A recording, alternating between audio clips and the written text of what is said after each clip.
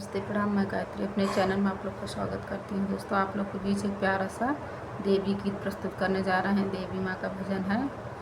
कैसा लगा कमेंट करके ज़रूर बताइएगा। जो गलती हो क्षमा करिएगा। जियराय आनंद होई जाई हो जहाँ उतरे भवानी। जियराय आनंद होई जाई हो जहाँ उतरे भवानी। उतरे भवानी जहाँ उतरे महारानी। उतरे भवानी जहाँ उतरे महारानी। जियराय आनंद होई जाई हो जहाँ उतरे भवानी। जियराय आनंद होई जाई हो जहाँ उतरे भवानी। हमारी मैया के महलाना दो महला। हमारी मैया के महला न दो महला।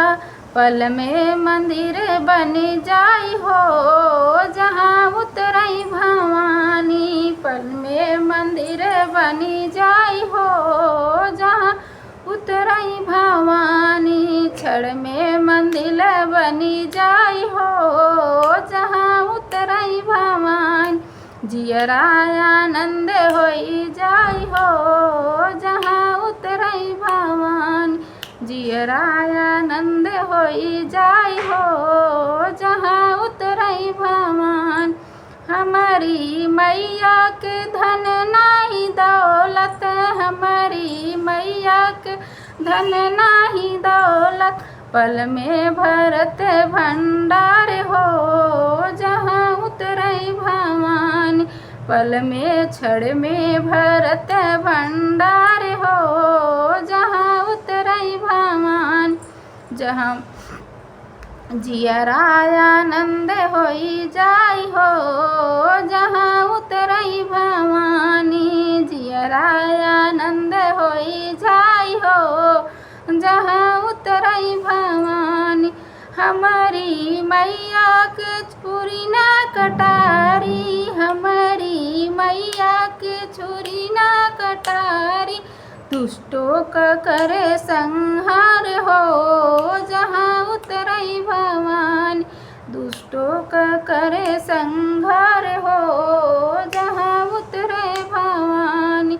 जियराय आनंद होई जाई हो जहाँ उतरे भवानी। हमारी मैया के लड़का न बच्चा। हमारी मैया के कहन बच्चा। सारा जग कहे महतारी जहाँ उतरे भवानी। सारा जग कहे महतारी जहाँ उतरे भवानी। जियराय आनंद होई जाई हो जहाँ उतरे भवानी। जियराय आनंद होई जाई हो जहाँ उतरे भवानी। जिय